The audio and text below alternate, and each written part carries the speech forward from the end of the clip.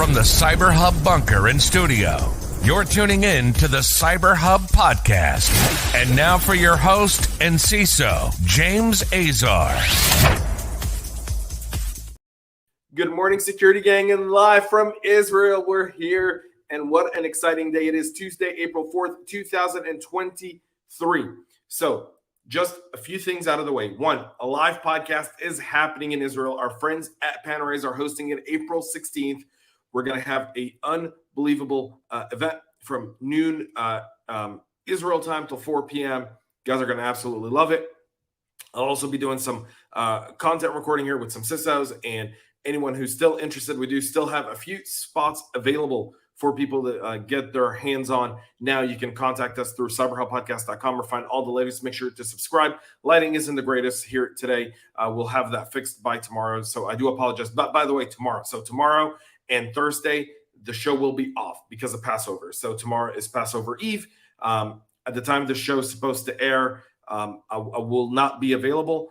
And then Thursday as well. So we'll be back on Monday of next week. So I just want to make that clear. So for the next few days, there will be no show. We do have some awesome CISO Talk content coming your way. I did a special episode in the honor of Passover with some Q&A answers.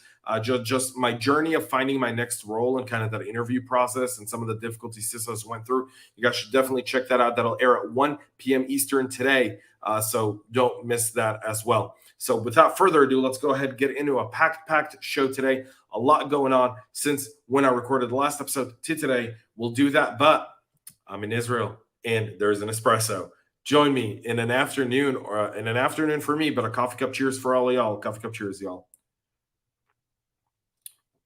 Morning for everyone tuning in on Facebook, LinkedIn, YouTube, Twitter, and Twitch. Thank you all for being here. Let's go ahead and start with CISA giving a warning of a Zimbra bug that's being exploited in attacks against NATO countries. The latest from CISA's warning federal agencies to start patching the Zimbra collaboration cross-site scripting flaw that's being exploited by Russian attackers to steal emails in attacks targeting NATO countries. The vulnerability CVE 2022-279-26 was abused by the Russians, tracked as Winter Vivarin or TA-473, in attacks against multiple NATO-aligned governments. Multiple NATO-aligned governments' webmail portals to access the email boxes of officials, government, military personnel, and diplomats. This is started by using the Acunetics tool vulnerability scanner to find vulnerable ZSS servers and sending users phishing emails that spoof senders, the recipient, are familiar with. Each email redirects the targets to attacker-controlled servers that exploit the CVE 2022-279-26 bug or attempt to trick the recipient into handing over their credentials. When targeted with an exploit, the URL also contains a JavaScript snippet that will download a second-stage payload to launch the cross-site request forgery attack to steal Zimbra's users' credentials and CSRF tokens. The following steps the threat actors use the stolen credentials to obtain sensitive information and maintain persistence, either or both, to keep track of exchanged emails over time. The attackers may also leverage the compromised accounts to launch more phishing attacks and expand their infiltration of targeted organizations. CISA has issued the patch that all federal agencies must address this no later than April 24th. So there's that. Elementor, one of the top plugins for WordPress sites, has a broken access control issue that could lead to a whole slew of challenges. The flaw, which can be exploited on vulnerable websites with the WooCommerce plugin installed, to change any WordPress setting, an attacker would need to be authenticated as a low-privileged user, such as a subscriber or customer, to exploit the bug. According to the security firm, the flaw allows an attacker to enable the registration page of a website and set default user role to administrator.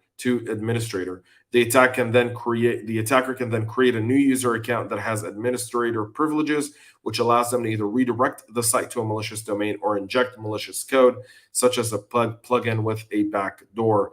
From what we've seen so far, attackers have exploited this vulnerability either to update the URL of the site to a malicious domain so visitors get redirected to the malicious domain, or upload a fake plugin which contains a backdoor. And so that's the work. The flaw has a CVSS score of 8.8, but no CV identifier yet.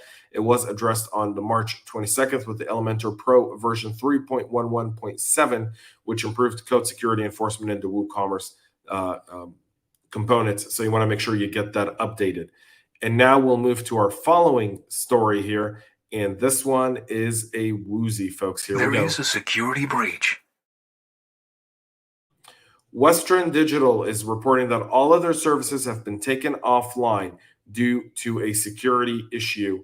The service outage, which was announced on Sunday, April 2nd, impacts cloud, proxy, web authentication, email, and push notification services, including MyCloud, MyCloud Home, which is the Duo, and MyCloud OS 5, SanDisk LBI, and SanDisk iXpand wireless charger.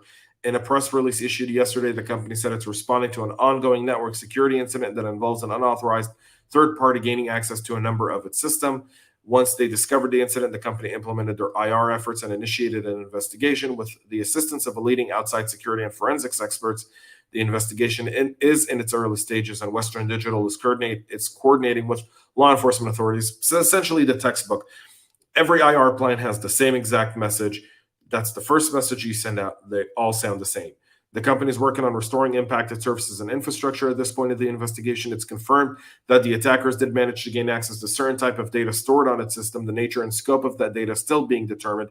If you're a Western Digital customer, you've backed up your data on their cloud in any sort of way, you can assume the worst here. That would be my assumption, is assume your data has been leaked and start to fix whatever information has been leaked out, meaning if there was passwords in there, if this data is sensitive, start to alternate that data if you can in order to secure as much of it as humanly possible. Cryptocurrency companies are now the adversary behind a supply chain attack targeting 3CX, deploying a second stage implant, specifically signaling out a small number of cryptocurrency companies. Well, the 3CX breach just keeps adding more and more to it. These threat actors were very, very, very savvy in how they got in, who they went after, and what they did when they went after those folks. Meaning it could have been that the people who got access to this started selling out to other ransomware operators or other cyber criminals the access to companies they wanted to get their hands on. Meaning potentially they could have gone to the North Koreans and said, you guys enjoy cryptocurrency companies, you're trying to fund your malicious activities, we'll sell you this. So according to Kaspersky, which has been internally tracking the versatile backdoor under the name Goopworm since 2020, it's observed an increase in the number of infections in March of 2023, coinciding with the 3CX breach. Goopworm's primary function is to connect the command and control server and await further instructions that allows an attacker to interact with the victim's file system, create processes, and launch as many as 8 in-memory modules. The backdoor links to North Korea stem from the fact that it coexisted on a victim machine with Apple Geos, a backdoor attributed to the Korean-speaking threat actors Lazarus. The targeting of cryptocurrency companies is another tattletale sign of North Korea's involvement in the Lazarus group at the head of that. Kaspersky further said it identified a C2 overlap with the server that was previously identified as employed in the Apple Geos campaign, documented by Malwarebytes in December of last year. While the attack chain discovered so far entails the use of rogue installers to distribute an information stealer known as Iconic, the latest findings suggest that the ultimate goal of the campaign may have been to infect targets with a full-fledged modular backdoor. The development comes as BlackBerry also revealed the initial phase of this operation took place somewhere between the end of summer and the beginning of fall of last year.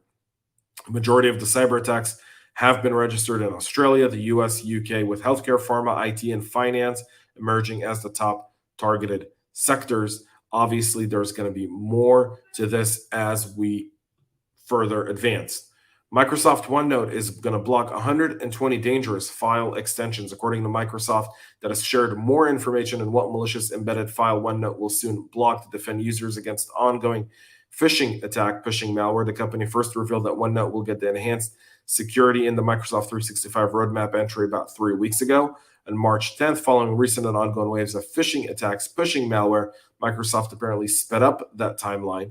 Threat actors have been using OneNote documents and spear phishing campaigns since mid-December after Microsoft patched the man-in-the-middle bypass zero-day exploited to drop malware via ISO and zip files that finally disabled Word and Excel macros by default. The file types considered dangerous are all in here. I'm not going to read them all. It's 120 of them. but you can see them in the show notes. There's a link to the article that'll show you everything you're seeing on your screen. And if you're listening, just go into the show notes and you'll find it there. However, it's not available in the OneNote on the web, OneNote for Windows and OneNote for Mac or Android. So the security improvements will be available in the retail versions of Office 2021, 2019, and Office 2016, and not in volume licensed version of Office yet. How you manage those is obviously through your Microsoft 365 policies. There's a lot to enhance there. Some of these extensions are useless and you may have already blocked them. Others you may need to unblock, and then you want to kind of put them under more scrutiny. And finally, the Department of Justice recovered $112 million in crypto stolen from romance scams.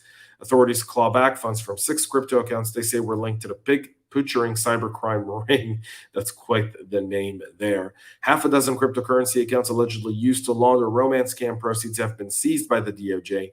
The DOJ said in a statement, in total, it seized more than $112 million in cryptocurrency that was being laundered through the accounts.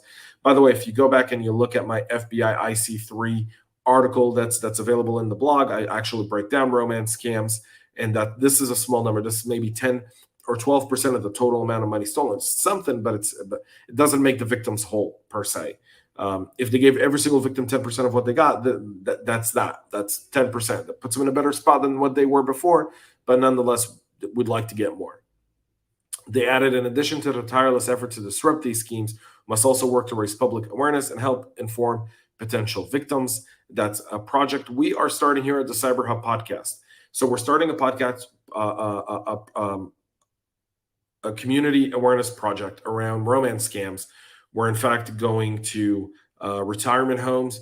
We're in fact going to places where we find the people most likely become victims of romance scams, according to the FBI IC3 report. I've got a presentation that I'll be posting that will be shared free for everyone. Just download it, take it out, and use it in order to educate and give folks a lot of tools around it, as well as we'll have an entire blog post that we're working on now that will be teaching, that will be a resource for victims of romance scams, including reporting it to the FBI, Secret Service, and reaching out to get help as well in case they've given out PII. So all of that is coming in the next few months. Don't go anywhere. Stay tuned for that. That's it for our show today. Again, April 16th, we're here in Israel live podcast with our friends over at Panarrays. I'm very, very excited about that. And our friends over at Cyfluencer, who without Yuta and team, we wouldn't be able to pull this off. So go check that out. You can register at cyberhubpodcast.com. Till then, thanks everyone for tuning in. Have a great rest of your day. And most importantly, stay cyber safe. We love feedback, so make sure to connect with us on social media and subscribe to our podcast on your favorite podcast